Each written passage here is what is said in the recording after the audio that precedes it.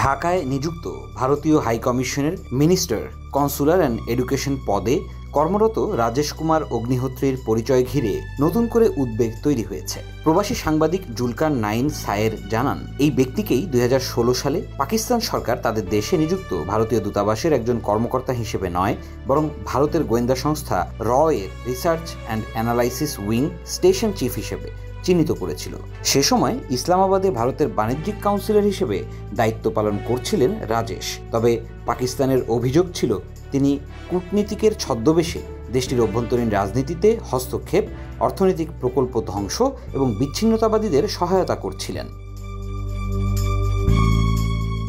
2016 সালের 3 নভেম্বর পাকিস্তানের পররাষ্ট্র মন্ত্রণালয় আনুষ্ঠানিকভাবে এক বিবৃতিতে 8 জন ভারতীয় কূটনীতিকের নাম এবং ছবি প্রকাশ করে, যাদের বিরুদ্ধে গুপ্তচর বৃত্তি ও রাষ্ট্রবিরোধী কার্যক্রমের অভিযোগ আনা হয়। তাদের মধ্যে রাজেশ কুমার অগ্নিহোত্রীর নাম ছিল শীর্ষে। ইসলামাবাদে তার উপস্থিতিকে র এর অপারেশনাল হাব হিসেবে চিহ্নিত করা হয়। এই খবর আন্তর্জাতিক সংবাদ মাধ্যমেও জায়গা করে নেয়। Reuters, voice of America, the news international সহ একাধিক সূত্র পাকিস্তান সরকারের অভিযোগ উদ্ধৃত করে খবর প্রকাশ করে। যদিও ভারত সরকার আনুষ্ঠানিকভাবে এই অভিযোগগুলোকে ভিত্তিহীন ও রাজনৈতিক উদ্দেশ্য প্রণোদিত দাবি করে।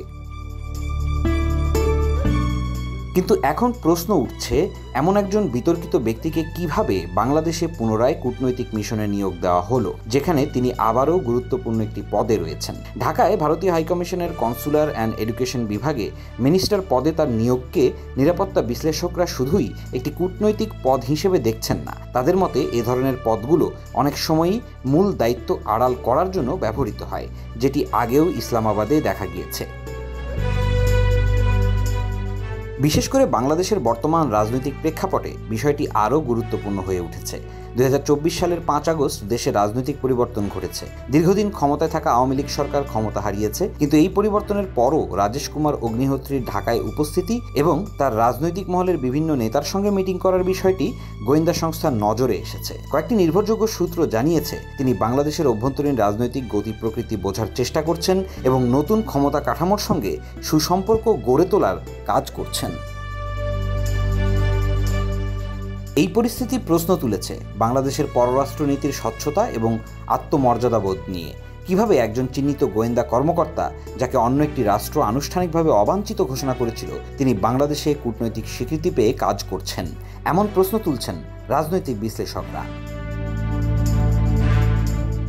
বিশ্লেষকরা বলছেন, 2009 সালের পর থেকে বাংলাদেশের অভ্যন্তরীণ রাজনীতিতে ভারতীয় গোয়েন্দা সংস্থা র এর প্রভাব চোখে পড়ার মতো বেড়েছে। বিশেষ করে আওয়ামী লীগ সরকারের আমলে এই প্রভাব এতটাই দৃঢ় হয়েছিল যে অনেক সময় তা স্বাভাবিক কূটনৈতিক সম্পর্কের সীমা ছাড়িয়ে গিয়েছিল বলেই মনে করা হয়। সে ধারা এখনও অব্যাহত রয়েছে কিনা সেটাই এখন গুরুত্বপূর্ণ প্রশ্ন হয়ে দাঁড়িয়েছে। কারণ রাজেশ কুমার অগ্নিহোত্রী শুধু একজন ভারতীয় কূটনীতিক নন, তিনি একই সঙ্গে একসময়ের ঘোষিত র স্টেশন চিফ, যার নামে আগেই গুরুতর আন্তর্জাতিক অভিযোগ রয়েছে।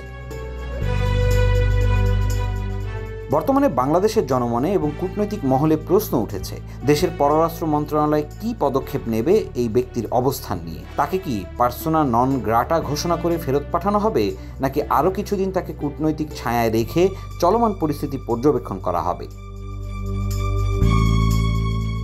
বাংলাদেশের স্বার্থেই এই প্রশ্নের উত্তর খুঁজে বের করা এখন সময়ের দাবি। কারণ রাষ্ট্রীয় সার্বভৌমত্ব আর কূটনৈতিক শিষ্টাচার যখন মুখোমুখি দাঁড়ায়, তখন দেশের নিরাপত্তাই হওয়া উচিত সবার আগে।